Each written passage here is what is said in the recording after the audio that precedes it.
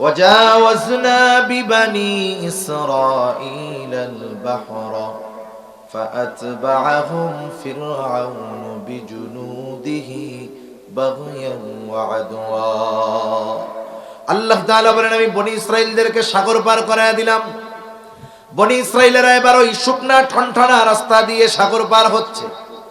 ওরা যখন মাঝ রাস্তা অতিক্রম করলো, ফেরাউন তার বাহিনী নিয়ে সমুদ্রের পাড়ে রাস্তার কাছে আসছে।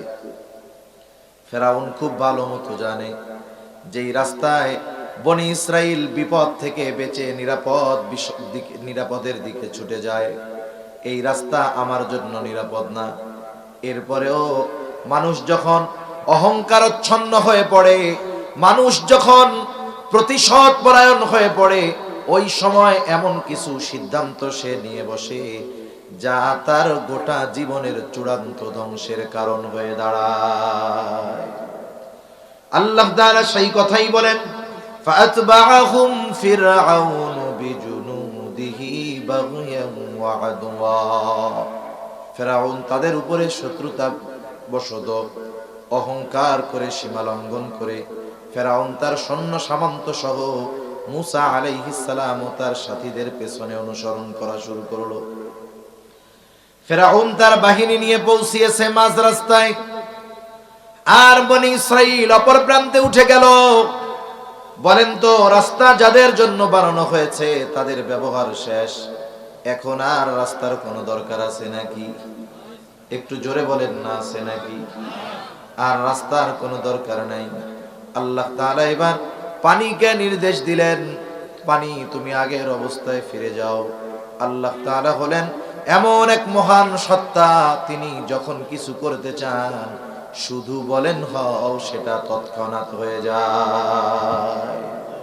আল্লাহ তাআলা বলেন, ইন্নামা আমরুহু ইযা আরাদা শাইআন আন ইয়াকুলা লাহু কুন ফায়াকুন।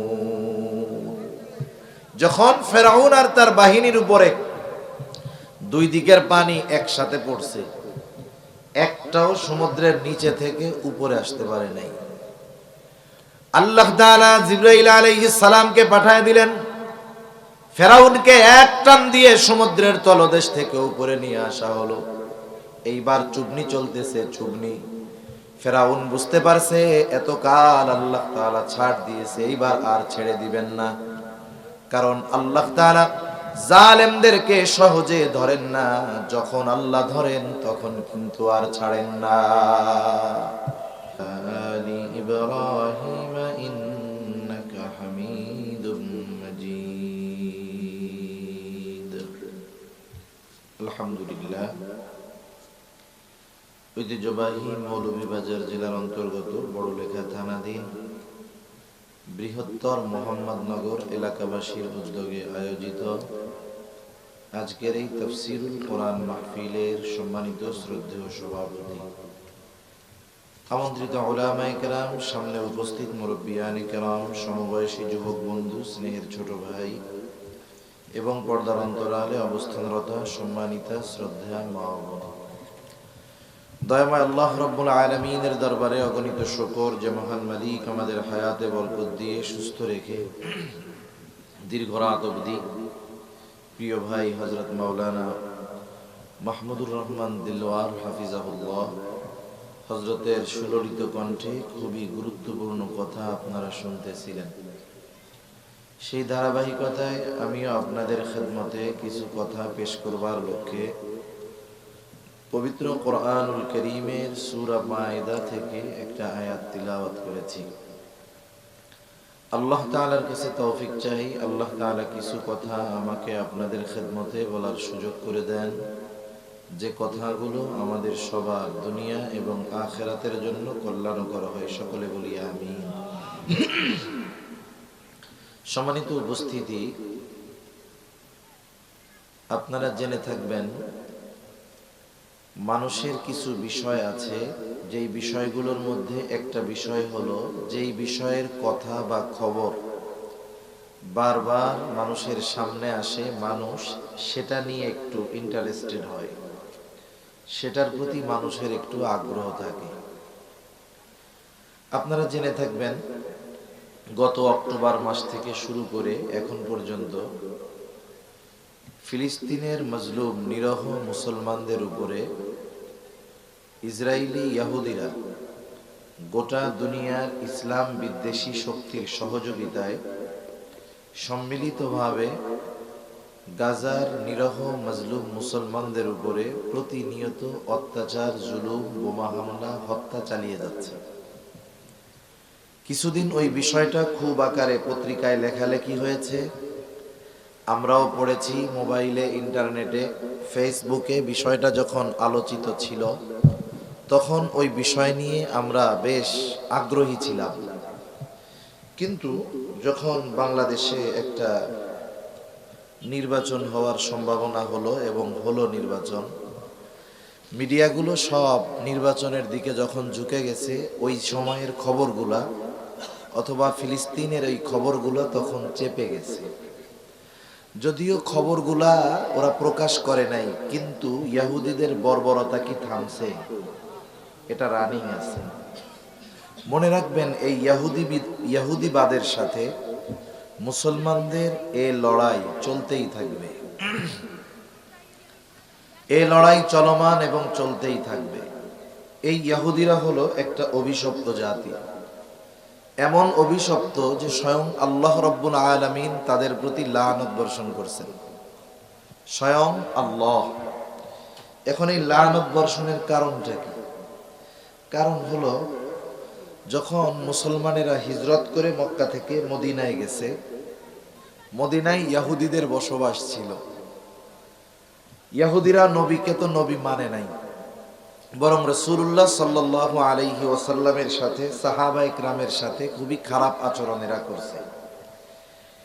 ইহুদিরা ধন সম্পদ সম্মানে খুব আপার লেভেলের ছিল, কিন্তু যখন আল্লাহ তাআলার হুকুম মানে নাই, আস্তে আস্তে ইহুদিদেরকে দারিদ্রতা পেয়ে বসলো, তারা দরিদ্র হতে শুরু করলো।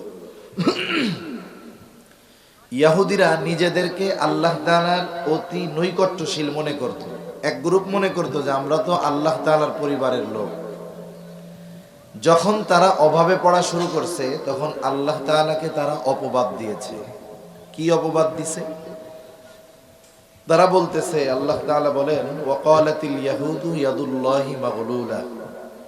তারা আল্লাহকে বলছে আল্লাহর হাত খালি হয়ে গেছে। নাউজুবিল্লাহ বলেন। যেহেতু অভিভাবক ওদের আল্লাহ, আল্লাহর হাত খালি হয়ে গেছে, এই জন্য ওরা অভাবে পড়ে গেছে। আল্লাহ তাআলা বলেন, গুল্লাত আইদিহিম ওয়ালুইনু বিমা ক্বালু। এই ধরনের মিথ্যা কথা বা অপবাদ দেওয়ার কারণে আল্লাহ তাআলা বলেন, তাদের উপরে আমি আল্লাহ তাআলার লানত। শুধু তাই না, অনেক নবী রাসূল তাদের উপরে লানত বর্ষণ করেছেন, এবং তাদের ওই পথ, লানত প্রাপ্তদের পথ থেকে বাঁচার জন্য প্রতিনিয়ত সূরা ফাতিহার মধ্যে আমরা আল্লাহ তাআলার কাছে আশ্রয় চাই যে আল্লাহ আমাদেরকে সিরাতে মুস্তাকিমের উপরে পরিচালিত করেন, এমন পথে পরিচালিত করেন না যারা পথভ্রষ্ট, যারা লানত প্রাপ্ত, তাদের পথ থেকে আমাদের বাঁচান। এই ইহুদিদের সম্পর্কে আমাদের জানার দরকার। পবিত্র কোরআনুল কারীমের মধ্যে আল্লাহ সুবহানাহু ওয়া তাআলা এই বনি ইসরাইল ইহুদিদের ব্যাপারে ব্যাপক আলোচনা করেছেন। অজস্র অগণিত নেয়ামত আল্লাহ তাআলা তাদেরকে দিয়েছেন। আমি যে আয়াত আপনাদের খেদমতে তিলাওয়াত করেছি, এই আয়াতগুলো সহ এই রুকুর যেই আয়াতগুলো আছে, এই কথাগুলো আমাদের বুঝতে সহজ হবে যদি শুরুতে কিছু কথা আমরা একটু খেয়াল দিয়ে শুনি। শোনা যাবে তো ইনশাআল্লাহ? আসলে তো ঠান্ডাও অনেক, যিনি কথা বলেন শক্তি লাগে, এই জন্য ঠান্ডাটা কম টের পাওয়া যায়, কিন্তু আসলে ঠান্ডা অনেক। এজন্য বেশি রাত্র আমি আপনাদেরকে কষ্ট দিব না ইনশাআল্লাহ। বলেন তো, মুসলিম মিল্লাতের পিতাকে, মুসলিম জাতির পিতাকে? ইব্রাহিম আলাইহিস সালাতু ওয়াস সালাম। আল্লাহ তাআলাই বলেন, মিল্লাতা আবিকুম ইব্রাহিম হুয়া সাম্মাকুমুল মুসলিমিন। তিনি আমাদের নাম রেখেছেন মুসলমান। ইব্রাহিম আলাইহিস সালাতু ওয়াস সালাম বার্ধক্যে উপনীত হয়ে গেছেন, কিন্তু এখনো আল্লাহ তাআলা তাকে কোনো সন্তান দেন নাই। আল্লাহ তাআলার কাছে তিনি দোয়া করতেছেন, রব্বি হাবলি মিনাস সলিহিন, হে আল্লাহ আমারে একটা নেককার সন্তান দেন। একটা সময় জানা গেল ওনার স্ত্রী সারা তিনি বন্দা, সন্তান ওনার গর্ভে হবে না। সারার একজন খাদেমা ছিল, তার নাম হলো হাজেরা। তাফসিরের মধ্যে নাম আসছে হাজার, হাজেরা নামে আমরা যাকে চিনি, হাজার নাম আসছে, হাজেরা নামে আমরা সহজে চিনি। ওই হাজেরাকে আজাদ করে সারা নিজে ইব্রাহিম আলাইহিস সালামের সাথে বিবাহ দিল। ইব্রাহিম আলাইহিস সালাতু ওয়াস সালামের বয়স ৮৬ বছর। কত বছর? ৮৬ বছর বয়সে আল্লাহ তাআলা ইব্রাহিম আলাইহিস সালামের দোয়া কবুল করলেন। ইব্রাহিম আলাইহিস সালামকে একটা সন্তান দিলেন, যার নাম হলো হযরত ইসমাঈল আলাইহিস সালাম। ইব্রাহিম আলাইহিস সালামের জন্মস্থান হলো ইরাকের বাবেলে। ওখান থেকে আল্লাহ তাআলার নির্দেশে তিনি হিজরত করেছেন জেরুজালেম, ফিলিস্তিন জেরুজালেমে। ওইখানে আল্লাহ তাআলা ইসমাঈল আলাইহিস সালামকে দিয়েছেন। আল্লাহ তাআলার নির্দেশে সেই জেরুজালেম থেকে দুগ্ধপোষ্য শিশু ইসমাঈল আলাইহিস সালাম এবং স্ত্রী হাজেরা আলাইহাস সালামকে নিয়ে তিনি রওনা হলেন। আল্লাহ তাআলার নির্দেশে চলতে শুরু করলেন। এই গন্তব্যের শেষ কোথায় তিনি নিজেও জানতেন না, যিনি জানতেন তিনি কে? আল্লাহ। প্রায় ১৫০০ কিলোমিটার পথ ওই জেরুজালেম থেকে বর্তমান বাইতুল্লাহ যেখানে, প্রায় ১৫০০ কিলোমিটার। এই দীর্ঘ পথ, তখন রাস্তা ছিল না, চলাচলের ব্যবস্থা ছিল না, বাহন ছিল না, পায়ে হেঁটে পাথরের মধ্যে চলে চলে একটা সময় তিনি বাইতুল্লাহর কাছে পৌঁছাইলেন। আল্লাহ তাআলা জানায় দিলেন, এখানেই হলো আপনার গন্তব্য। ওই সময় বাইতুল্লাহর কিছুই ছিল না। নূহ আলাইহিস সালামের মহাপ্লাবনের পর কিছু ধ্বংসস্তূপ ছিল, ওখানে বালুর উঁচু একটু ডিবির মতো ছিল, আর কিছু ছিল না। হাজেরা আলাইহিস সালাম বারবার ইব্রাহিম আলাইহিস সালামকে জিজ্ঞাসা করতেছে, আমাদের গন্তব্য কোথায়? উনি কি জবাব দিবে নিজেই তো জানেন না যে কোথায় গিয়ে এই পথ চলা থামবে। আল্লাহ তাআলা নির্দেশে যখন ওইখানে থামলেন, কিছু খেজুর আর ১ মশক পানি দিয়ে উনি ফিরে আসবেন, আল্লাহর নির্দেশ। তখন হাজেরা আলাইহিস সালাম বলতেছে, আপনি যে আমাদেরকে এই জনমানবহীন প্রান্তরে রেখে যাচ্ছেন, এটা কি আপনার সিদ্ধান্ত না আল্লাহ তাআলার সিদ্ধান্ত? ইব্রাহিম আলাইহিস সালাম বললেন, আল্লাহর সিদ্ধান্ত। তখন হাজেরা আলাইহিস সালাম বললেন, এই সিদ্ধান্ত যদি আল্লাহ তাআলারই হয়, তাহলে আমার আর আমার সন্তানের জন্য আল্লাহ তাআলাই যথেষ্ট। মরুভূমি, কোনো কিছুই নাই, গাছপালা নাই, পানি নাই, কিচ্ছু নাই, খাবারও শেষ, পানিও শেষ। মা যদি খাবার না খায়, খাবার না পায়, বলেন তো বাচ্চায় কি দুধ পায় নাকি? দুধ পায় না। একে তো নিজের ক্ষুধার তীব্রতা, দ্বিতীয়ত বাচ্চার ক্ষুধার তীব্রতা, দুধ নাই। হাজেরা আলাইহিস সালাম পানির সন্ধানে দৌড়াদৌড়ি শুরু করলেন। একবার সাফা থেকে মারওয়া, আবার মারওয়া থেকে সাফা। ইতিমধ্যে ইসমাঈল আলাইহিস সালামের পায়ের আঘাতে ওইখানে জমজম কূপ আল্লাহ তাআলা সৃষ্টি করলেন। উনি দৌড়ায় আয়েশা দেখেন পানি নিচুর থেকে উঠতেছে, উনি চারদিক ঘিরে দিলেন। নবীজি বলেন, হাজেরা যদি বেষ্টনী দিয়ে এই পানিকে না থামিয়ে দিত, তাহলে গোটা দুনিয়া আবারও প্লাবিত হয়ে যেত। আরবের ওই সময়ের নিয়ম ছিল, যেখানে বিশুদ্ধ খাওয়ার পানি পাওয়া যাইত, ওই জায়গায় জনবসতি গড়ে উঠত। তা লম্বা ইতিহাস, ওখান দিয়ে একদল বণিক যাওয়া আসা করত, কখনো ওরা পানির অস্তিত্ব পায় নাই। কিন্তু ওই দিন খেয়াল করে, ওই জায়গায় উপর দিয়ে পাখি চক্কর মারে কেন?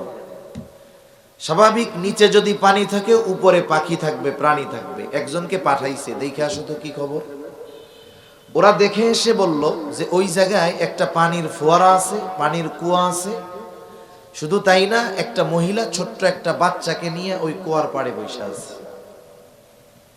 জমজম, এই জমজম এর পানির কিছু বৈশিষ্ট্য আছে। এর অন্যতম এক বৈশিষ্ট্য হলো, দুনিয়ার সাধারণ পানি পান করলে তৃষ্ণা নিবারণ হয়, জমজম হলো এমন এক পানি যা দিয়ে শুধু তৃষ্ণা নিবারণ হয় না, ক্ষুধাও দূর হয়। সুবহানাল্লাহ। এজন্য একটা মানুষ যদি গোটা হায়াত জমজম পান করার সুযোগ পায়, ও ক্ষুধার কষ্টে ভুগবে না। আল্লাহ তাআলা এর মধ্যে এই ধরনের ফজিলত সহ আরো অনেক ফজিলত দিয়ে রাখছেন। তা ওরা আসলো, এসে পানির ব্যবহারের অনুমতি চাইল এবং ওখানে বসতি স্থাপনের অনুমতি চাইল। হাজেরা বললেন, একটা শর্তে দেওয়া যাবে, এই পানির কর্তৃত্ব পূর্ণাঙ্গ আমার আর আমার সন্তানের থাকবে। তোমরা ব্যবহার করতে পারবা, কিন্তু মালিক কখনো হইতে পারবা না। শর্ত মেনে নিল। ওইখানে বসতি স্থাপন হলো। ইসমাইল আলাইহিস সালাম বড় হলেন, অনেক ঘটনা আছে ওনার। এরপরে উনি ওইখান থেকে একটা মেয়েকে বিবাহ করলেন। ইসমাইল আলাইহিস সালামের বংশে ওনার পরে আর কোন নবী আসে নাই, একেবারে শেষ নবী মুহাম্মাদুর রাসূলুল্লাহ সাল্লাল্লাহু আলাইহি ওয়াসাল্লাম। এই দিক দিয়া ইব্রাহিম আলাইহিস সালাম যখন ফিলিস্তিনে গেছে, জেরুজালেমে গেছে, সারা ছিল বন্দা। ফিরিস্তারা আইসা আল্লাহর পক্ষ থেকে সুসংবাদ জানাইছে যে আপনার এই বন্দা স্ত্রীর গর্ভে আল্লাহ তাআলা সন্তান দান করবে। আর একটা সন্তান আল্লাহ দিলেন, ওর নাম হলো ইসহাক আলাইহিস সালাম। ইসহাক আলাইহিস সালামের বংশে এরপরে নবী আসছে। ইসহাক আলাইহিস সালামের পরে ইয়াকুব আলাইহিস সালাম। ইয়াকুব আলাইহিস সালামের আরেক নাম হলো ইসরাইল। এখান থেকেই বনি ইসরাইল বংশের সূত্রপাত। ইয়াকুব আলাইহিস সালাম তথা ইসরাইল আলাইহিস সালামের সন্তান ছিল 12 জন। কয়জন? কথা বুঝতেছেন না ঘুম আসতেছে? 12 জন। এই 12 জনের মধ্যে একজন হলো হযরত ইউসুফ আলাইহিস সালাম। ইউসুফ আলাইহিস সালাম শিশুকালে স্বপ্নে দেখছে না, ইন্নী রাআইতু আহাদা আশারা কাওকাবান ওয়াশ-শামসা ওয়াল কামার রাআইতুহুম লি সাজিদিন। ইউসুফ আলাইহিস সালাম একজন, ওনার বাকি ভাই 11 জন।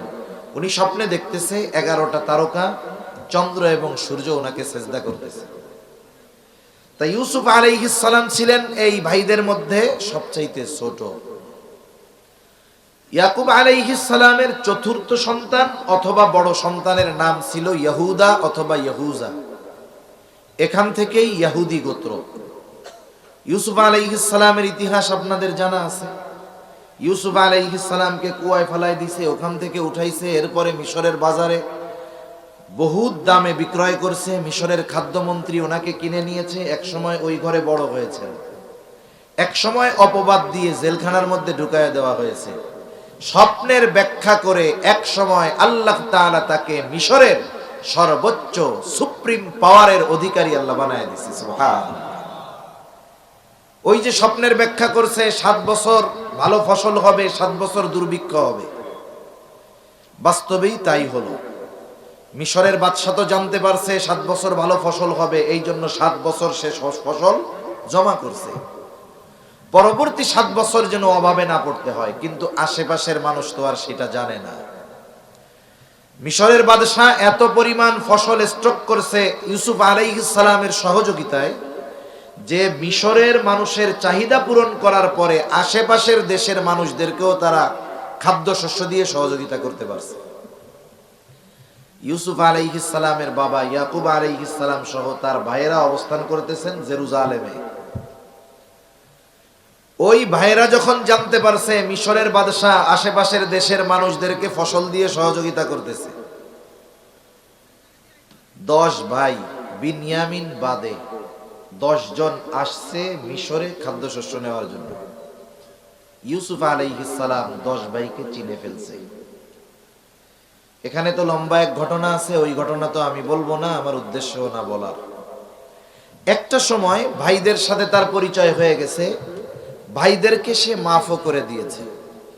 ওই সময় ফিলিস্তিন সহ অন্যান্য জায়গায় অভাব অনটন দুর্ভিক্ষ চলতেছে। ইউসুফ আলাইহিস সালাম বললেন যে আমার বাবা সহ আপনারা সবাই ফিলিস্তিন থেকে হিজরত করে মিশরে চলে আসেন।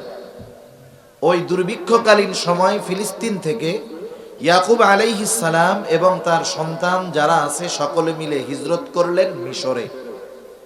কথা যদি বুঝে থাকেন একটা কথার জবাব দেন। বনি ইসরাইলের আদি নিবাস ছিল কোথায়? ফিলিস্তিনে। ওখান থেকে হিজরত করে আসছে কোথায়? মিশরে। মিশরে তারা দীর্ঘকাল ছিল। ইউসুফ আলাইহিস সালাম দুনিয়া থেকে চলে গেলেন। এক সময় বনি ইসরাইল গোত্রের প্রভাব ডাউন হতে থাকলো, কিবতীদের প্রভাব বাড়তে থাকলো। এক সময় ফেরাউন মিশরের মসনদে বসলো, এতটা অবাধ্য হলো যে সে নিজেকে খোদা দাবি করে বসলো। আল্লাহ সুবহানাহু ওয়া তাআলা বনি ইসরাইলকে ফেরাউনের গোলামির জিনজির থেকে মুক্ত করার জন্য সাইয়্যিদনা মূসা আলাইহিস সালামকে দুনিয়ায় পাঠাইলেন। এখানেও তো লম্বা ঘটনা আছে। একটা সময় মূসা আলাইহিস সালাম নবুয়তি লাভ করলেন। আল্লাহ তাআলা নির্দেশ দিলেন, তুমি আর তোমার ভাই হারুন এই দুইজন গিয়ে ওই অবাধ্য ফেরাউনকে দাওয়াত দাও। কিছু মানুষ আছে অবাধ্য, ওকে যখন কোরআন সুন্নাহ দিয়ে বলা হয়, দাওয়াত দেওয়া হয়, ও কমপক্ষে নমনীয় হয়। আবার কিছু অবাধ্য আছে, আপনি যখন তাকে কোরআন সুন্নাহ দিয়ে দ্বীনের পথে আসতে বলবেন, ও নমনীয় হবে না, বরং অহংকার প্রদর্শন করে উল্টা আপনার উপরে রিয়াকশন খাটাবে। ঠিক কিনা বলেন? ফেরাউনের অবস্থা হলো ওইরকম। মূসা আলাইহিস সালাম রবের উপরে ঈমান আনতে বলে, আর ও বলে রবকে, আমিই তো বড় রব। সর্বশেষ আল্লাহ তাআলা চাইলেন বনি ইসরাইলদেরকে এই জালেমের হাত থেকে নিষ্কৃতি দিবেন এবং বনি ইসরাইলদের আদি নিবাস জেরুজালেমের কর্তৃত্ব আল্লাহ তাআলা বনি ইসরাইলদের হাতে তুলে দিবেন। কারণ ওই সময় গোটা দুনিয়ার মধ্যে সবচেয়ে আধুনিক এবং দামি শহর ছিল জেরুজালেম। জেরুজালেমের জমি ছিল উর্বর জমি।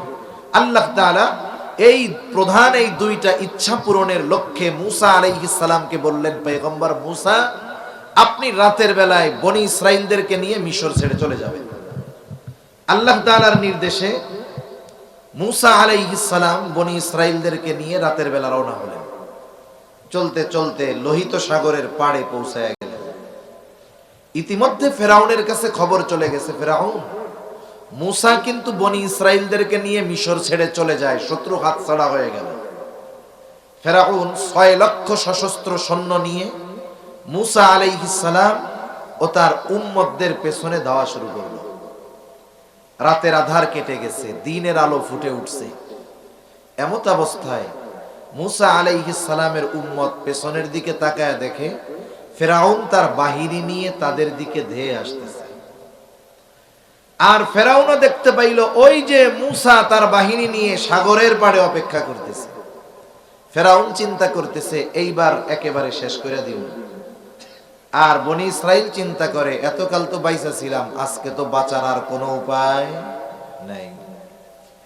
এই অবস্থার কথা আল্লাহ তাআলা কোরআনে বর্ণনা করেন। আল্লাহ তাআলা বলেন, ফালাম্মা তারাআল জামআনি ক্বালা আসহাবু মূসা ইন্না লামুদরাকুন। আল্লাহ তাআলা বলেন, যখন এক দল অপর দলকে দেখতে পাইল, ক্বালা আসহাবু মূসা ইন্না লামুদরাকুন। মূসা আলাইহিস সালামের সাথীরা বলতেছে, মূসা আমরা তো ধরা পড়ে গিয়েছি, আর বাঁচার কোনো উপায় নাই। মূসা আলাইহিস সালাতু ওয়াস সালামের উম্মতেরা প্রচন্ড হতাশ, বলে মূসা এতকাল তো বেঁচে ছিলাম, আজকে আর বাঁচার কোনো উপায় নাই, ধরা পড়েই গিয়েছি। মূসা আলাইহিস সালাতু ওয়াস সালাম হলেন বনি ইসরাইলীদের নেতা। নেতার কাজ হলো যখন তার কর্মীরা মানসিকভাবে দুর্বল হয়ে যায়, ভীত সন্ত্রস্ত হয়ে যায়, নেতা তার বক্তব্যের মাধ্যমে ঝিমিয়ে পড়া কর্মীদের মাঝে প্রাণ ফিরিয়ে আনে। মূসা আলাইহিস সালাম বনি ইসরাইলদের নেতা। যখন তারা বলতেছে মূসা আমরা ধরা পড়ে গিয়েছি, মূসা আলাইহিস সালাতু ওয়াস সালাম তাদের এই কথার বিপরীতে বক্তব্য দিচ্ছেন দাঁড়ায়া। ছোট্ট একটা বক্তব্য মূসা আলাইহিস সালাম দিয়েছেন, কিন্তু এই বক্তব্যটা এত অর্থবহুল যে বনি ইসরাইলদের মনে আগত অনাগত সম্ভবত সব ধরনের জবাব ওই ছোট বক্তব্যের মধ্যে পাওয়া যায়। ওরা বলছে ইন্না লামুদরাকুন, আমরা ধরা পড়ে গিয়েছি। আর মূসা আলাইহিস সালাম দাঁড়িয়ে বলতেছেন, কাল্লা ইন্না মাইয়া রাব্বি সায়াহদিন। ওরা বলছে মুসা ধরা পড়ে গিয়েছি। মুসা আলাইহিস সালাম বললেন, কাল্লা, কখনোই ধরা পড়ব না, এখনো ধরা পড়ব না, পরবর্তীতেও কখনো ফেরাউন আমাদের ধরা করতে পারবে না। বনি ইসরাইলেরা প্রশ্ন করতে পারতো, মুসা আপনি কেমন করে এমন কথা বলেন? আমাদের একদিকে সমুদ্র, তিন দিকে ফেরাউন তার বাহিনী নিয়ে ঘিরে ধরছে, আমরা যে ফেরাউনের সাথে যুদ্ধ করব, আমাদের অস্ত্র নাই, কিচ্ছু নাই, সমুদ্র পাড়ি দেওয়ার জন্য কোনো ব্যবস্থা নাই। এই প্রশ্ন করার আগেই মুসা আলাইহিস সালাম কেমন যেন জবাব দিয়ে বলেন, শোনো, ফেরাউনের কাছে লক্ষ লক্ষ সৈন্য থাকতে পারে, সমরাস্ত্র থাকতে পারে, আমাদের কাছে হয়তো ওগুলো নাই, কিন্তু ইন্না মাইয়া রব্বি, আমার সাথে আমার রব আছে।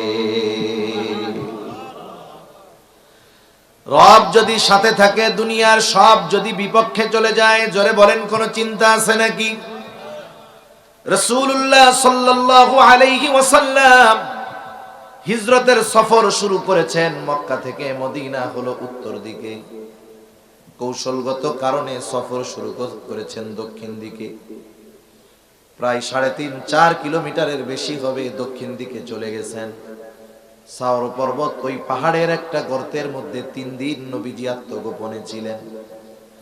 কাফেররা এতটা চতুর ছিল, ওরা খুঁজতে খুঁজতে ঠিকই দক্ষিণ দিকে ওই সাওর পর্বতের গর্তের একেবারে কাছে গিয়ে হাজির। আবু বকর রাদিয়াল্লাহু তাআলা আনহু বলেন, কাফেররা আমাদের এত কাছে চলে আসছে, আমি সকলের গলার আওয়াজ শুনতেছি, চিনতেছি, কে কি বলে সব আমি বুঝতেছি, শুনতেছি। তারা আমাদের দুইজনকে খুঁজতেছিল, তারা আমাদেরকে খুঁজতেছিল। আমাদেরকে পাওয়ার জন্য তাদের বেশি দূরে যাওয়া লাগতো না। তারা যদি শুধু তাদের নিজেদের পায়ের দিকে তাকাইতো, আমাকে আর রাসূলুল্লাহ সাল্লাল্লাহু আলাইহি ওয়াসাল্লামকে দেখে ফেলতে পারতো। এত কাছে, যদি শুধু তাদের নিজেদের পায়ের দিকে তাকায়, আমাদেরকে দেখে ফেলতে পারবে। এই অবস্থার মধ্যে আবু বকর সিদ্দিক রাদিয়াল্লাহু তাআলা আনহুর অবস্থা কি? ওনার চেহারায় ভয় এবং চিন্তার ছাপ। আবু বকর তো খাঁটি আশিকে রাসূল। এই আবু বকরকে যদি 100 বার জীবন দেওয়া হতো, যদি বলা হতো আবু বকর এই 100 জীবন তুমি নবীর জন্য কোরবান করবা, আবু বকর এমন আশিকে রাসূল, ওই 100 জীবন 100 বার নবীর জন্য কোরবান করতে পারত। নবীজি দেখলেন আবু বকরের চেহারায় চিন্তার ছাপ, ভয়ের ছাপ, নিজের জন্য নয়, নবীজির জন্য। ওই মুহূর্তে নবীজি আবু বকর সিদ্দিক রাদিয়াল্লাহু তাআলা আনহুকে কি বললেন? ওইখানে তো ওই দুইজন ছাড়া আর কেউ ছিল না, কিন্তু কি বলেছে দুনিয়ার কেউ ঠিকই শুনে নাই, কিন্তু ওই দুইজনের কথোপকথন যিনি শুনেছেন তিনি কে? আল্লাহ তাআলা কোরআনুল কারীমের সূরা তাওবার মধ্যে বলেন, ইয হুমা ফিল গারি ইয ইয়াকুলু লিসাহিবিহি লা তাহজান ইন্নাল্লাহা মা'ানা। নবীজি কেমন যেন বলতেছেন, ও আবু বকর, শত্রু যত কাছে হোক না কেন তুমি চিন্তা করো না। ও আবু বকর, তুমি ভয় পেও না। এই গর্তে শুধু তুমি আর আমি দুইজন, এমনটা নয়। ইন্নাল্লাহা মা'ানা, আমাদের দুইজনের সাথে যিনি আছেন তিনি কে? আমাদের সাথে আল্লাহ আছে। তাহলে শত্রু যত কাছে হোক ভয় পাওয়ার কোনো কারণ আছে? মুসা আলাইহিস সালাম বলতেছে, আরে ওদের অস্ত্র যা থাকে থাক, ওদের সাথে যা থাকে থাক, আমাদের সাথে তো আল্লাহ আছে, আমার সাথে রব আছে, কোনো টেনশন নেই। রব আছে তো রব কি করবেন? বলে সায়াহদিন, তিনি আমাদেরকে এখনই পথ দেখায় দিবেন। আল্লাহ তাআলা বলেন, আমি মুসা আলাইহিস সালামকে পথ দেখায় দিলাম। আল্লাহ তাআলা বলেন, ফাআউহাইনা ইলা মুসা আন ইযরিব বিআসাকাল বাহর ফানফালাকা ফাকানা কুল্লু ফিরকিন কাত-তাউদিল আযীম। আল্লাহ তাআলা বলেন, আমি মূসা আলাইহিস সালামের কাছে প্রত্যাদেশ প্রেরণ করলাম, ওহী পাঠাইলাম। কি আদেশ? যে মূসা, আপনি আপনার হাতের লাঠিটা দিয়ে সাগরের উপরে আঘাত করেন। আনি দুরিব বিআসাকাল বাহর।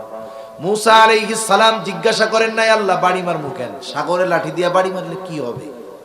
বান্দার কাজ হইল আল্লাহ আদেশ করছে ওইটা পালন করা। কি হবে, কেন হবে, ও সব প্রশ্ন করার টাইম প্রকৃত মুমিন বান্দার নাই। ঠিক কিনা বলেন? আদেশ দিয়েছেন আল্লাহ, কোন কারণে দিয়েছেন আমার এই সামান্য মেধা সেই কারণ বিশ্লেষণ করতে নাও পারে, কিন্তু আল্লাহ তাআলা নির্দেশ দিয়েছেন, নিশ্চয়ই এর মধ্যে কোনো না কোনো যৌক্তিক কারণ রয়েছে। ঠিক কিনা? সালাম সাগরের উপরে লাঠি দিয়া বাড়ি মারলেন, সাথে সাথে ফাংফালাক, সাগর ফেটে দুই ভাগে বিভক্ত হয়ে গেল। আল্লাহু আকবার বলেন। শুধু তাই না, ফাকানা কুল্লু ফিরকিন কাত্তাউদিল আযীম, দুই ভাগ দুই দিকে সরে গিয়ে পাহাড় সদৃশ উঁচু দেয়ালের মতো হয়ে গেছে, মধ্যে দিয়ে ফাঁকা হয়ে গেছে, পানিগুলো সরে গেছে। বনি ইসরাইলের 12 গোত্রের জন্য 12টা রাস্তা হয়ে গেছে আল্লাহ তাআলার নির্দেশে। সাথে সাথে ওই কাদাযুক্ত জায়গাগুলো শুকনো ঠনঠনা হয়ে গেছে। আজকে সমুদ্রের তলদেশ দিয়ে আমাদেরকে টানেল দেখায় বুঝ দেওয়া হয়, যেই টানেল এখন এত প্রচার প্রসার করা হচ্ছে, আল্লাহ তাআলা প্রায় 5000 বছর আগে সমুদ্রের তলদেশ দিয়ে বনি ইসরাইলদেরকে রাস্তা বানায় দেখায় দিয়েছে। আল্লাহ তাআলা কোরআনুল কারীমের আরেক জায়গায় বলেন, ওয়াজাওয়াজনা বিবানি ইসরাঈলাল বাহরা ফাআতবাআহুম ফিরআউন বিজুনুদিহি বাগয়ান ওয়া আদওয়া। আল্লাহ তাআলা বলেন, আমি বনি ইসরাইলদেরকে সাগর পার করায় দিলাম। বনি ইসরাইলেরা এবার ওই শুকনা ঠনঠনা রাস্তা দিয়ে সাগর পার হচ্ছে। ওরা যখন মাঝ রাস্তা অতিক্রম করলো, ফেরাউন তার বাহিনী নিয়ে সমুদ্রের পাড়ে রাস্তার কাছে আসছে। ফেরাউন খুব ভালো মতো জানে যেই রাস্তায় বনি ইসরাইল বিপদ থেকে বেঁচে নিরাপদের দিকে ছুটে যায়, এই রাস্তা আমার জন্য নিরাপদ না। এরপরেও মানুষ যখন অহংকারচ্ছন্ন হয়ে পড়ে, মানুষ যখন প্রতিশোধ পরায়ণ হয়ে পড়ে, ওই সময় এমন কিছু সিদ্ধান্ত সে নিয়ে বসে যা তার গোটা জীবনের চূড়ান্ত ধ্বংসের কারণ হয়ে দাঁড়ায়। আল্লাহ তাআলা সেই কথাই বলেন, ফাআতবাআহুম ফিরআউন বিজুনুদিহি বাগয়ান ওয়া আদওয়া। ফেরাউন তাদের উপরে শত্রুতা বশত অহংকার করে, সীমা লঙ্ঘন করে, ফেরাউন তার সৈন্য সামন্ত সহ মূসা আলাইহিস সালাম ও তার সাথীদের পেছনে অনুসরণ করা শুরু করলো। ফেরাউন তার বাহিনী নিয়ে পৌঁছিয়েছে মাঝ রাস্তায়, আর বনি ইসরাইল অপর প্রান্তে উঠে গেল। বলেন তো, রাস্তা যাদের জন্য বানানো হয়েছে তাদের ব্যবহার শেষ, এখন আর রাস্তার কোনো দরকার আছে নাকি? একটু জোরে বলেন না, আছে নাকি? আর রাস্তার কোনো দরকার নাই। আল্লাহ তাআলা এবার পানিকে নির্দেশ দিলেন, পানি তুমি আগের অবস্থায় ফিরে যাও। আল্লাহ তাআলা হলেন এমন এক মহান সত্তা, তিনি যখন কিছু করতে চান শুধু বলেন হও, সেটা তৎক্ষণাৎ হয়ে যায়। আল্লাহ তাআলা বলেন, ইন্নামা আমরুহু ইযা আরাদা শাইআন আন ইয়াকুলা লাহু কুন ফায়াকুন। যখন ফেরাউন আর তার বাহিনীর উপরে দুই দিকের পানি একসাথে পড়ছে, একটাও সমুদ্রের নিচে থেকে উপরে আসতে পারে নাই, আল্লাহ তাআলা জিবরাইল আলাইহিস সালামকে পাঠিয়ে দিলেন। ফেরাউনকে এক টান দিয়ে সমুদ্রের তলদেশ থেকে উপরে নিয়ে আসা হলো। এইবার চুবনি চলতেছে, চুবনি। ফেরাউন বুঝতে পারছে এতকাল আল্লাহ তাআলা ছাড় দিয়েছে, এইবার আর ছেড়ে দিবেন না। কারণ আল্লাহ তাআলা জালেমদেরকে সহজে ধরেন না, যখন আল্লাহ ধরেন তখন কিন্তু আর ছাড়েন না। আমরা অনেক সময় জালেম যারা দেখবেন এদের হায়াত কিন্তু বেশি, যেগুলো জালেম ফেরাউনের মতো সহজে অসুস্থ হয় না, ঠিক না? এখন আমরা তো আফসোস করি, আল্লাহ এত জুলুম অত্যাচার করতেছে, এই জালেম মরবে কবে? এত জুলুমের সুযোগ আল্লাহ দেন কেন? আল্লাহ তাআলা জালেমদেরকে বেশি জুলুম করার সুযোগ দেন, কারণ হলো যত জুলুম করবে ওর শাস্তির মাত্রা তত বেশি হবে। বেশি শাস্তি দেওয়ার জন্য বেশি পাপ করার সুযোগ দেয়। এটা মনে করার সুযোগ নেই যে আল্লাহ ভালোবাসে এই জন্য অপরাধ করার পরেও আল্লাহ কিছু কয় না। বিষয়টা কিন্তু এমন না, বরং শাস্তি বেশি দেওয়ার জন্য অপরাধ বেশি করার সুযোগ আল্লাহ দিয়ে দেয়, যে ওর তো অবস্থা খারাপ হবেই, ওর শাস্তির মাত্রা বাড়ানোর জন্য আর একটু অপরাধ করুন। মনে করেন একজন যদি বিল্ডিং এর একতলা থেকে পড়ে, মোটামুটি ভালো শক্তপোক্ত হইলে ওর কিছুই হবে না, 2 তলা থেকে পড়লে একটু ব্যথা ট্যাথা পাইতে পারে। বলেন তো 20 তলা থেকে যদি পড়ে, আলু ভর্তা হয়ে যাবে না? যত উপর থেকে পড়বে তত ক্ষতি বেশি হবে। জালেম জুলুম যত বেশি করবে ওর শাস্তি তত কঠোর হবে। আল্লাহ তাআলা সহজে ধরেন না, ধরলে কিন্তু ছাড়েন না। আল্লাহ তাআলা বলেন, ইন্না বাতশা রাব্বিকা লাশাদীদ, আপনার রবের ধরা বড় শক্ত ধরা। ফেরাউন বুঝতে পারছে আজকে আমি সেই শক্ত ধরা পড়ে গেছি। এইবার সে নিজের জীবন বাঁচানোর জন্য ঈমান আনার ঘোষণা দিয়ে সে আল্লাহ তাআলাকে বলতেছে, যখন চুবনি চলতেছে, হাত্তা ইদা আদরাকাহুল গরকু ক্বালা আমানতু আন্নাহু লা ইলাহা ইল্লাল্লাযী আমানাত বিহি বানু ইসরাঈল ওয়া আনা মিনাল মুসলিমিন। সে বলতেছে আমি ঈমান আনলাম আল্লাহ ছাড়া কোনো ইলাহ নাই, বনি ইসরাইল যার উপরে ঈমান এনেছে আমি তার উপরে ঈমান আনলাম। ফেরাউন ঈমান আনার ঘোষণা দিয়েছে, কিন্তু এরপরেও তার ঈমান গ্রহণ করা হয় নাই। কারণ কি?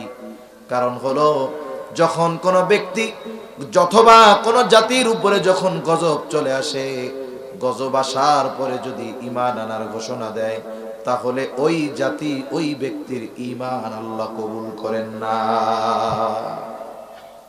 যেমন হযরত ইউনূস আলাইহিস সালাতু ওয়াস সালাম, ওনার বংশের লোকদেরকে উনি দীর্ঘদিন দাওয়াত দিয়েছে, কোনো পরিবর্তন নেই। আল্লাহ তাআলা বললেন যে ইউনূস, আপনি আপনার এই সম্প্রদায়কে জানায় দেন 3 দিন পরে এদের উপরে গজব আসবে। এইগুলা তো এমনিই অবাধ্য, যেই গজবের কথা বলছে এদের অবাধ্যতা আরো বাড়ছে। বলে গজব কবে আসবে, কখন আসবে, আরো মজা করা ঠাট্টা করা শুরু করে দিচ্ছে। গজবের খবর দেওয়ার পরে ভয় পাওয়ার কথা, ভয় না পাইয়া উল্টা আরো ঠাট্টা মস্করা বেশি করতেছে। এই অবস্থায় 2 দিন পার হয়ে গেছে। তা ইউনূস আলাইহিস সালাম চিন্তা করতেছেন এদের যে অবস্থা, পরিবর্তনের কোনো লক্ষণ সম্ভাবনা নাই। আল্লাহ তাআলা যখন কোথাও গজব দেন, ওই এলাকায় কোনো মুমিন নবী থাকলে আগে তাদেরকে নিরাপদ জায়গায় সরান, এরপরে গজব দেন। অতীতের এই বিষয়গুলোকে সামনে রেখে হযরত ইউনূস আলাইহিস সালাম আল্লাহ তাআলার পক্ষ থেকে নির্দেশ আসার আগে অতীতের বিষয়গুলোর আলোকে কিয়াস করে নিজেই এলাকা ছেড়ে চলে গেলেন। গজব যেই দিন আসবে ওই দিন সকালবেলা ইউনূস আলাইহিস সালামের সম্প্রদায়ের একটা অভ্যাস ছিল, ওরা প্রতিদিন গোসল টোসল করে ঘুম থেকে উঠে রেডি টেডি হইয়া আগে ইউনূস আলাইহিস সালামের বাড়ি আসতো। আয়েশা ওনার সাথে মজা করতো, ঠাট্টা মস্করা করতো, এরপরে দিনের কাজ শুরু করতো। এটা ছিল তাদের কন্টিনিউয়াস প্রসেস, প্রত্যেক দিনের সকালবেলার প্রথম কাজ। প্রতিদিনকার ন্যায় আসছে, আজকে আরো দলবদ্ধভাবে আসছে, কারণ আজকে তো গজব আসার দিন। এখন এসে দেখে ইউনূস আলাইহিস সালাম বাড়িতে নাই। ওরা চিন্তা করতেছে কি ব্যাপার, এতকাল যাবত ইউনূসের সাথে আমরা এমন আচরণ করেছি, ইউনূস কখনো আমাদেরকে ছেড়ে যায় নাই, তাহলে কোথায় গেল? কয়েকজনকে পাঠাইছে, যাও আশেপাশে খোঁজ খবর নিয়ে আসো কোথাও গেছে কিনা। ওই কয়েকজন দীর্ঘ সময় খোঁজ খবর নিয়ে এসে জানালো না, আশেপাশের কোথাও ইউনূসকে খুঁজে পাওয়া যায় নাই। এইবার তাদের অন্তরের মধ্যে ভীতি সঞ্চার হলো, হয়তো গজব সত্যই আসবে। আমরা যেহেতু ইউনূসের কথা আমাদের কর্ণকুহর দিয়ে প্রবেশ করাই নাই, হয়তো এই জন্য সে চলে গেছে। এইবার তারা চিন্তা করলো এই গজব থেকে আমাদের বাঁচতে হবে। সকলে সম্মিলিতভাবে আল্লাহ তাআলার কাছে ক্ষমা চাইলো, তওবা করলো, ঈমান আনলো। গজব আসার আগে ঈমান আনার ঘোষণা দেওয়ার কারণে আল্লাহ তাআলা ইউনূস আলাইহিস সালামের সম্প্রদায়ের উপর থেকে গজব উঠায় নিয়ে গেল। তাহলে ইউনূস আলাইহিস সালামের সম্প্রদায়ের ঈমান কবুল হয়েছে কেন? গজব আসার আগে ঈমান আনছে। ফেরাউনের ঈমান কবুল হয় নাই কেন? কারণ গজবে পড়ার পরে সে ঈমান এনেছে। আল্লাহ তাআলা জানায় দিলেন, এখন তোমার ঈমান কবুল হবে না। আল আনা ওয়া ক্বাদ আসাইতা মিন ক্বাবলু ওয়া কুনতা মিনাল মুফসিদিন। আল্লাহ তাআলা বলেন, এখন ঈমান আনতেছো, এখন ইতিপূর্বে তুমি জমিনের মধ্যে বিশৃঙ্খলা সৃষ্টি করেছো, তোমাকে তো মরতেই হবে। তবে তুমি শুনে নাও, ফালইয়াউমা নুনাজ্জিকা বিবাদানিকা লিতাকুনা লিমান খালফাকা আয়া ওয়া ইন্না কাসীরাম মিনান নাসি আন আয়াতিনা লাগাফিলুন। আল্লাহ তাআলা বলেন, ফালইয়াউমা নুনাজ্জিকা বিবাদানিক, আজ আমি তোমার দেহকে সংরক্ষণ করব। কেন তোমার দেহকে সংরক্ষণ করব? লিতাকুনা লিমান খালফাকা আয়া, যাতে করে তোমার পরে তোমার মতো যারা আসে তুমি তাদের জন্য নিদর্শন হও। তোমাকে দেখে যেন ওই জালেমগুলো শিক্ষা গ্রহণ করে যে ফেরাউন কত ক্ষমতার অধিকারী ছিল, আল্লাহ তাআলা তাকে ছেড়ে দেয় নাই। ওই ফেরাউনের লাশটা মিশরের জাতীয় জাদুঘরে আছে না নাই? কিন্তু আফসোসের ব্যাপার, যাদের জন্য, যাদের শিক্ষার জন্য আল্লাহ ফেরাউনের দেহটাকে সংরক্ষণ করছে, ওরা শুধু ফেরাউনকে দেখে, কিন্তু ফেরাউনের করুণ পরিণতি থেকে ওরা শিক্ষা গ্রহণ করে না। যদি দুনিয়ার শাসকরা ফেরাউনের এই করুণ পরিণতি থেকে শিক্ষা গ্রহণ করত, তাইলে আমরা বাংলাদেশিরাও বাঁচতাম। ঠিক কিনা বলেন? ফেরাউনের সলিল সমাধি ঘটল লোহিত সাগরের মধ্যে। মুসা আলাইহিস সালাম আর তার উম্মতেরা সাগরের পাড়ে দাঁড়িয়ে ফেরাউনের এই পরিণতি দেখছে। আপনারা কি বলেন? এই দৃশ্য দেখবার পর বনি ইসরাইলদের আল্লাহর উপরে এবং তার নবীর উপরে সর্বোচ্চ আস্থা এবং বিশ্বাস রাখার দরকার ছিল কি ছিল না? কিন্তু বিপরীত। একটু পরেই মুসা আলাইহিস সালামের উম্মতেরা বলে, মুসা, আমরা মিশরেই ভালো ছিলাম। কেন? বলে, এই জায়গায় থাকবো কোথায়? খোলা আকাশের নিচে থাকবো, রোদে কষ্ট, বৃষ্টিতে কষ্ট। আল্লাহ তাআলা তাদের মাথার উপরে ছাদ হিসাবে মেঘমালাকে আল্লাহ ছাদ হিসাবে তাদের জন্য বানায়া দিলেন। সুবহানাল্লাহ। এখন কয়, মুসা, এত মানুষ একসাথে খামুদামু করতে থেকে না খাইয়াই মরতে হবে। কত বড় গর্ধব এইগুলা! আল্লাহ যদি তোকে মারতই চাইতো, মারার ইচ্ছাই যদি থাকতো, ফেরাউনের হাতে মরতি, শাহাদাতের দরজা লাভ করতি। যেই আল্লাহ ফেরাউনের হাত থেকে সমুদ্রের তলদেশ দিয়ে রাস্তা বানায়া বাঁচাইতে পারে, ওই আল্লাহ না খাওয়াইয়া মারবে, এটা শয়তানেও বিশ্বাস করে না। এখন বলে, আমরা খামু কি? না খাইয়াই তো মরবো। আল্লাহ তাআলা আসমানি খাবারের ব্যবস্থা করে দিছে। এখন মুসা আলাইহিস সালামকে আল্লাহ তাআলা জানাইলেন, পয়গম্বর মুসা, উদ্দেশ্য একটা তো হইল, ফেরাউনের কবল থেকে বাঁচলেন, জেরুজালেমের কর্তৃত্ব আপনাদের হাতে তুলে দেওয়া হবে। এখন ওদেরকে জিহাদের নির্দেশ দেন। ওই বনি ইসরাইলের হাতে ওই জমিন তুলে দেওয়ার আগে ওই জমিনে জেরুজালেমে বসত করত আমালিকা গোত্র। তারা খুব শক্তিশালী গোত্র ছিল। মুসা আলাইহিস সালাতু ওয়াস সালাম 12 গোত্র থেকে 12 জনকে পাঠাইছে, যাও একটু খোঁজ খবর নিয়ে আসো, অবস্থাটা দেখে আসো। ওই 12 জন জেরুজালেম গেছে দেখার জন্য। 12 গোত্র থেকে 12 জন প্রতিনিধি শহরের মধ্যে ঢুকছে। মনে করেন আমাদের এলাকায় যদি, আপনাদের এলাকায় যদি আফ্রিকান কোনো লোক আসে, আপনারা তো ওনাকে চিনবেন যে এটা আমাদের এলাকার লোক না, চিনবেন না?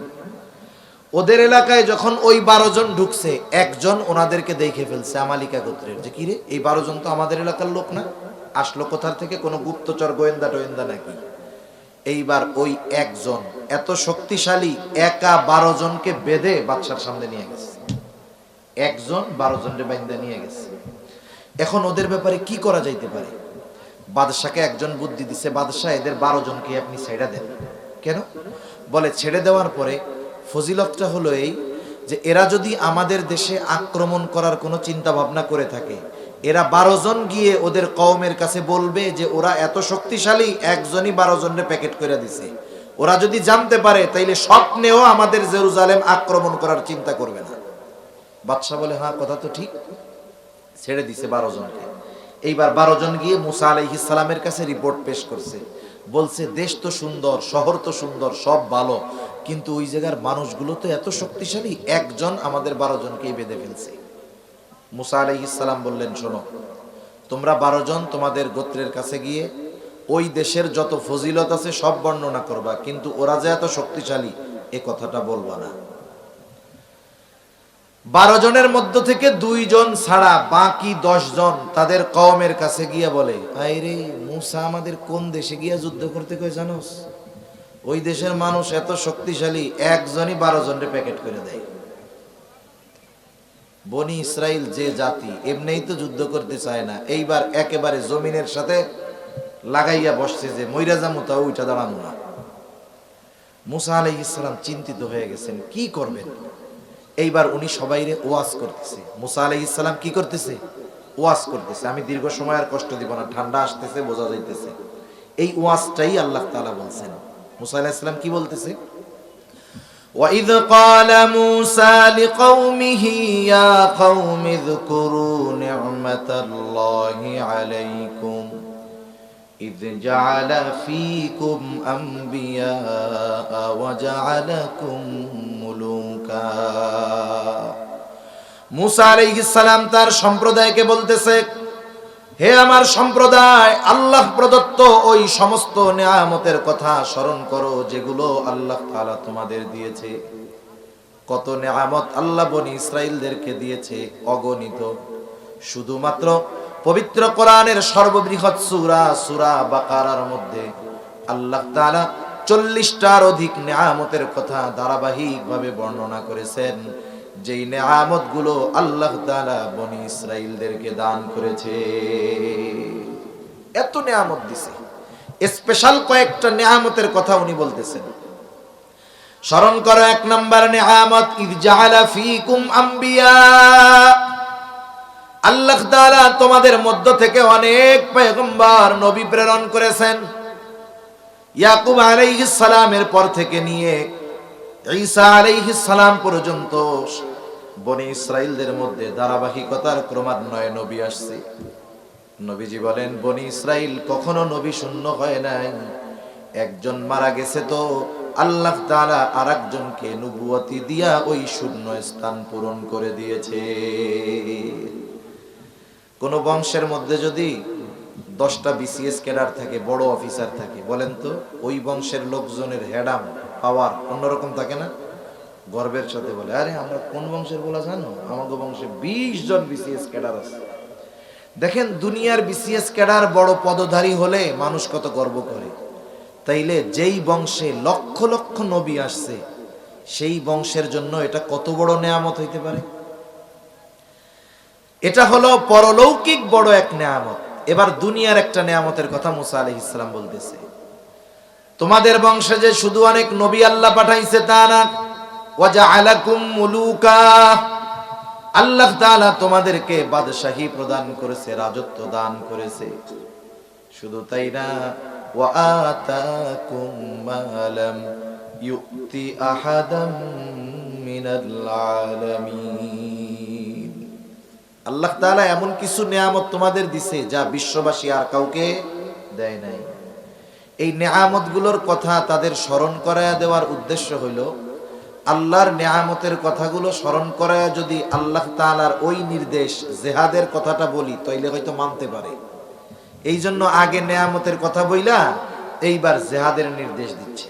বলতেছে, ইয়া কওমি দুখুলুল আরদাল মুকদ্দাসাতাল্লাতী কাতাবাল্লাহু লাকুম ওয়া লা তারতাদ্দু আলা আদবারিকুম ফাতানকালিবু খাসিরিন।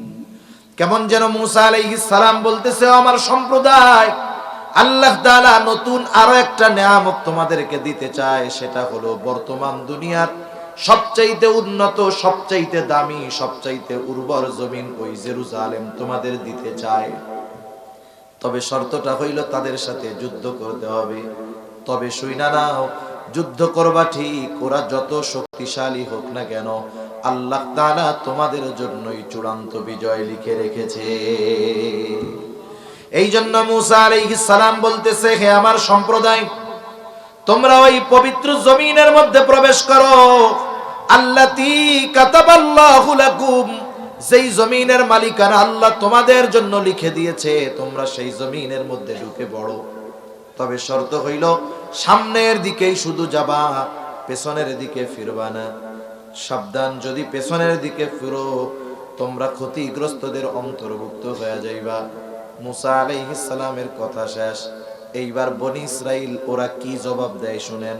ওরা বলতেছে ক্বালু ইয়া মুসা ইন্না ফিহা কওমান জাব্বারিন। মুসা, আপনি যতই অতীতের নেয়ামতের কথা স্মরণ করায় দেন, যতই আপনি জয়ের ঘোষণা দেন, আমরা তো শুনছি ওরা 1-12 জনকে প্যাকেট করে ফেলে। ওরা অনেক শক্তিশালী এক জাতি। সুতরাং ইন্না লান নাদখুলাহা হাত্তা ইয়াখরুজু মিনহা, আমরা কখনোই ওইখানে প্রবেশ করব না যতক্ষণ না তারা ওইখান থেকে বের হয়। ফাইন ইয়াখরুজু মিনহা ফাইন্না দাখিলুন, ওই শহর থেকে যদি আমালিকা গোত্র বের হয় তাইলে আমরা ঢুকবো, নাইলে ঢুকবো না। মুসা আলাইহিস সালাম ওয়াজ করে ক্লান্ত। দেখেন না, অনেক সময় অবাধ্য সন্তান বাপ বুঝাইতে বুঝাইতে ক্লান্ত হয়ে গেছে, কয় তোর যা মন চাই তুই কর। এইবার পাশের থেকে চাচা আইসা কয় এই বেটা তোর আব্বা না, কথাবার্তা শুনতে হয়। এখন মুসা আলাইহিস সালাম ক্লান্ত হয়ে গেছে। ওই যে দুই ব্যক্তি, যেই দুইজন শুধু মুসা আলাইহিস সালামের কথা শুনছে, ওই দুইজনের একজনের নাম হলো ইউশা ইবনে নুন আর একজনের নাম হলো কালেব ইবনে ইউফানা। এই দুই আল্লাহর বান্দা, ওই দুইজন এইবার ওদেরকে বুঝাইতেছে সবাইরে আবার, কারণ ওরা তো প্রত্যক্ষদর্শী, দেখে আসছে, বুঝাইতেছে। আল্লাহ সেই কথাই বলেন, قال رجلان من الذين يخافون أنعم الله عليهم ادخلوا عليهم الباب فإذا دخلتموه فإنكم غالبون। ওই দুই আল্লাহর বান্দা তাদেরকে বলতেছে উদখুলু আলাইহিমুল বাব, তোমরা শহরের নিকট দরজা দিয়ে শহরের মধ্যে প্রবেশ করো, চিন্তা কইরো না। ফাইদা দাখালতুমুহু ফাইন্নাকুম গালিবুন, তোমরা শুধু শহরের ওই নিকট দরজা দিয়ে ঢুকবা, আর সাথে সাথে তোমাদের যিনি বিজয়ী করবেন তিনি কে। খালি ঢুকো, ফাইদা দাখালতুমুহু ফাইন্নাকুম গালিবুন, ঢুকবা আর তোমরা জয়ী হবা। আরে তোমরা না মুমিন, তোমরা না আল্লাহর বান্দা, তাহলে আল্লাহর উপরে ভরসা করো। ওয়া আলাল্লাহি ফাতাওয়াক্কালু ইন কুনতুম মুমিনিন, ওরা যত শক্তিশালী হোক না কেন, যেহেতু তোমরা মুমিন, তোমরা আল্লাহর উপরে ভরসা করে শহরে প্রবেশ করো, তোমরাই বিজয়ী হইবা। দেখবেন ছোট বাচ্চা, তার মা খুব বুঝাইতেছে আব্বু খাও খাও খাও। ছোট বাচ্চারে আপনি যত তেল মারবেন কাম হবে না। এইবার মা বুঝাইয়া খাওয়াইতে পারে নাই, এইবার বাপ আইসা বলে আব্বু খাও খাও খাও। বলেন তো, মা বুঝায় খাইতে পারলো না, এরপরে বাপ যদি আইসা তেল মারে, ওই বাচ্চা আরো সোজা হবে না বাঁকা হবে? মনে মনে বলবে আমার মা আমারে খাওয়াইতে পারে নাই, আব্বা আপনি খাওয়াবেন। তা বনি ইসরাইলের অবস্থা হলো এরকম। আরে মিয়া তোমরা কোত্থেকে আইছো? নবী আমাকে বুঝাইয়া পারে নাই, তোমরা আমাকে বুঝাইবা? এইবার আরো কঠোর কথা বলতেছে। কি বলে? قالوا يا موسى إنا لن ندخلها أبدا ما داموا فيها, বলতেছে মুসা ওরা ওইখানে যতক্ষণ আছে আমরা কখনোই ওইখানে প্রবেশ করব না। ও মুসা, আমরা তো প্রবেশ করবই না। যেহেতু প্রবেশ করব না, যুদ্ধ করার তো প্রশ্নই আসে না। এখন যদি তাদের সাথে যুদ্ধ করতে হয়, মুসা ফাযহাব আনতা ওয়া রাব্বুকা ফাকাতিলা ইন্না হাহুনা কাঈদুন, তোমরা আমাদেরকে যতই বুঝাও আমরা যুদ্ধ করব না। মুসা, যুদ্ধ যদি করতে হয় ফাযহাব আনতা ওয়া রাব্বুকা ফাকাতিলা, ও মুসা তুমি আর তোমার রব গিয়ে যুদ্ধ করো, আমরা এখানে বসলাম, আমরা যুদ্ধ করতে পারবো না। মুফাসসিরিনে কেরাম এই জায়গায় সাহাবায়ে কেরামের উপমা এনেছেন। চিন্তা কইরা দেখেন, আমালিকা গোত্রের সাথে বনি ইসরাইল যুদ্ধ করবে। আমালিকা গোত্র যত শক্তিশালী হোক না কেন, বনি ইসরাইল যুদ্ধ করলে ওদের সাথে বিজয়ী হবেই। এই বিজয়ের ঘোষণা যিনি দিয়েছেন তিনি কে? আল্লাহর পক্ষ থেকে। যুদ্ধের আগে যুদ্ধ বিজয়ের ঘোষণা আসার পরেও বনি ইসরাইল যুদ্ধ করতে রাজি হয় নাই। কিন্তু রাসূলুল্লাহ সাল্লাল্লাহু আলাইহি ওয়াসাল্লামের সাহাবীরা যখন বদরের যুদ্ধ করবে, ইতিহাস বলতে গেলে অনেক লম্বা হয়ে যাবে। সর্বোপরি শেষ কথা হলো, বদরের যুদ্ধটা ছিল মুসলমানদের পায়ে পাড়া দিয়ে যুদ্ধ করার মতো। মানে পরিস্থিতি এমন হয়েছে, সৈন্য সামন্ত ছিল আবু জেহেলের সাথে বেশি। সেও চিন্তা করলো, যেহেতু এমন প্রস্তুতি নিয়ে আসছি, মুসলমানদের তেমন প্রস্তুতি নাই, এই চান্সে যদি তাদের সাথে যুদ্ধ করা যায়, ইসলামকে চিরতরে নির্মূল করে দেওয়া যাবে। আর পরিস্থিতি এমন, নবীজিরও তাদের সাথে যুদ্ধ না করে কোনো উপায় নাই, সাথে অনেক অস্ত্র নাই, লোকবলও সাথে নাই। বদর থেকে প্রায় 70 মাইল দূর। নবীজি সাহাবায়ে কেরামকে নিয়ে পরামর্শে বসলেন, কি করা যায়।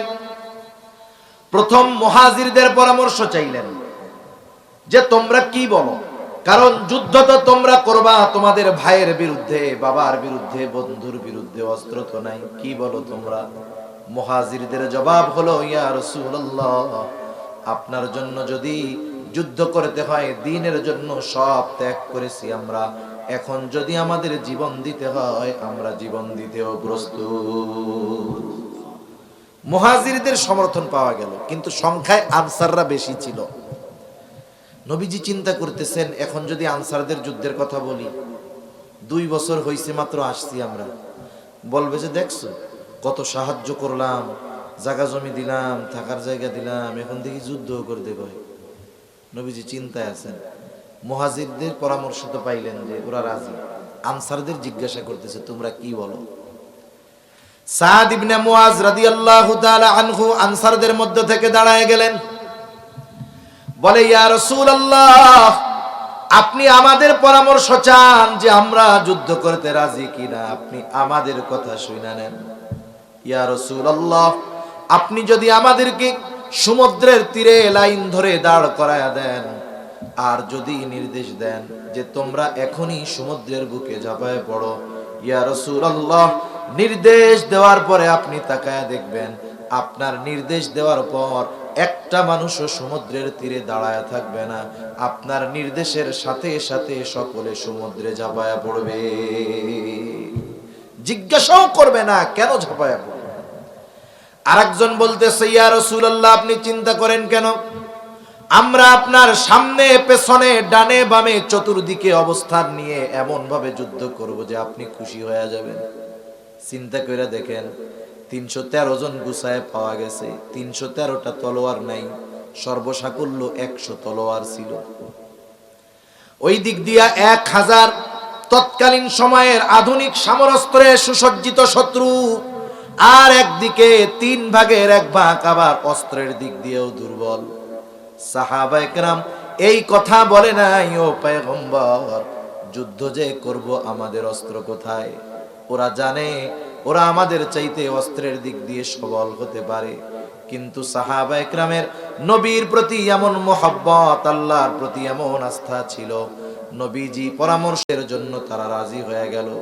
ওই সময় রোজার মাস, প্রচন্ড গরম, রোজা রেখে অস্ত্রবিহীন 313 জন সাহাবী কাফেরদের বিরুদ্ধে ঝাঁপায় পড়েছে।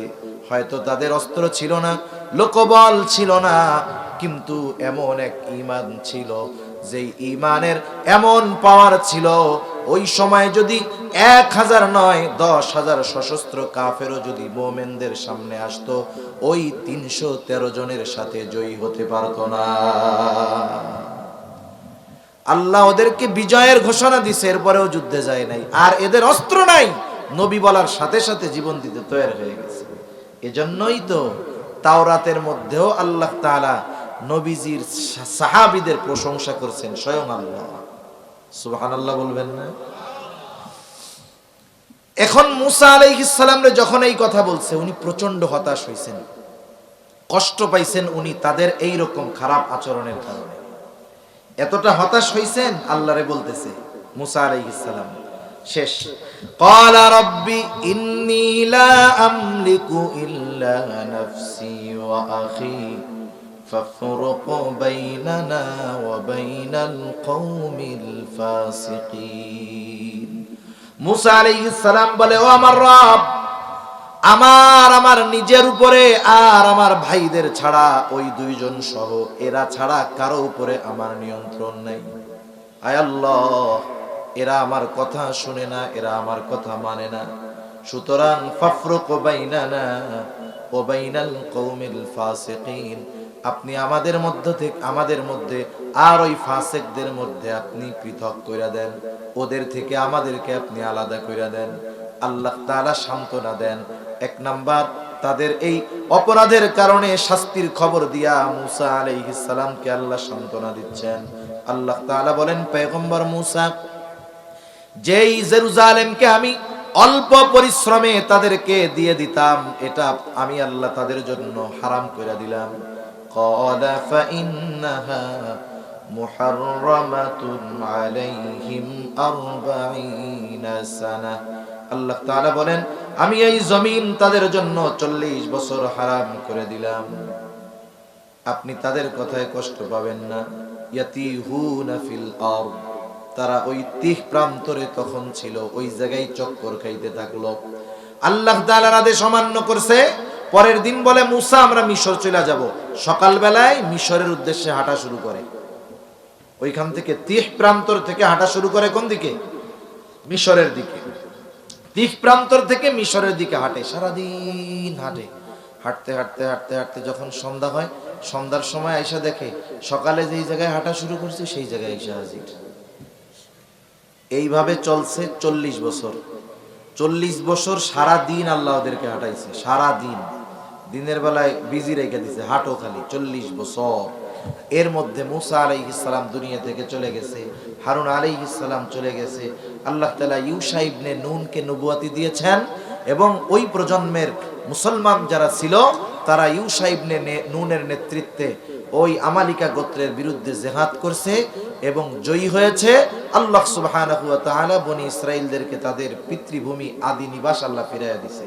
ওইখানে দীর্ঘকাল অবস্থান করার পরে প্রথম শতাব্দীতে, খ্রিস্টীয় শতাব্দীর প্রথম শতাব্দীতে ওদেরকে চূড়ান্তভাবে ওখান থেকে বের করে দেওয়া হয়েছে। প্রায় 2000 বছর অপেক্ষার পরে ব্রিটিশ এবং আমেরিকানদের সহযোগিতায় পুনরায় ফিলিস্তিনের পবিত্র জমিতে ওরা বসতি স্থাপনের সুযোগ পেয়েছে।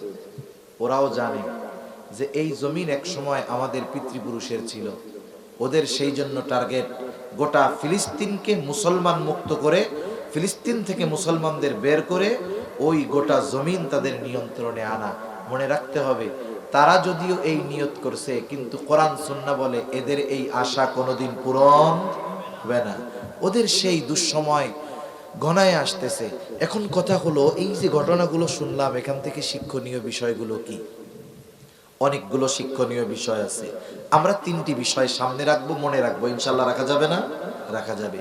বনি ইসরাইলিরা অভিশপ্ত হওয়ার অন্যতম কারণ হলো অকৃতজ্ঞতা। দেখেন আল্লাহ কত নেয়ামত দিছে, এরপরেও নেয়ামতের শুকরিয়া ওরা আদায় করে নাই, আল্লাহর আদেশ অমান্য করছে।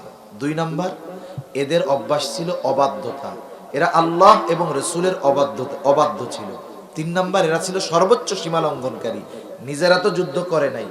এখন মনে করেন আপনাকে আপনার অভিভাবক, কথার কথা, আপনার বাবা আপনার একটা কাজ করতে বলছে, তুমি এই কাজটা করো। আপনি বললেন যে আমি পারবো না, এটা আপনি অবাধ্য হইলেন। আর যদি বলেন আমি পারবো না, তুমি গিয়া করো, এটা আপনি সীমা লঙ্ঘন করলেন। কথা বুঝতে পারছেন? একে তো যুদ্ধের আদেশ দিছে, করে নাই, অবাধ্য। উল্টা আল্লাহ এবং তার রাসূলরে বলতেছে ইযহাব আনতা ওয়া রাব্বুক, তুমি আর তোমার রব গিয়ে যুদ্ধ করো। নাউযুবিল্লাহ বলেন। এরা ছিল অকৃতজ্ঞ, অবাধ্য, সীমা লঙ্ঘনকারী। আরো অনেক কারণ আছে, শুধু এই 3টা বললাম। আমরা সর্বোচ্চ কৃতজ্ঞ বান্দা হব, যেই হালতে থাকি না কেন শুকরিয়া আদায় করব কার? আল্লাহ তাআলার। দুনিয়ার যেখানেই থাকি না কেন আদেশ মান্য করব কার? খবরদার, দ্বীনের ব্যাপারে কখনো সীমা লঙ্ঘনকারী আমরা হব না। আল্লাহ সুবহানাহু ওয়া তাআলা আমাদের সবাই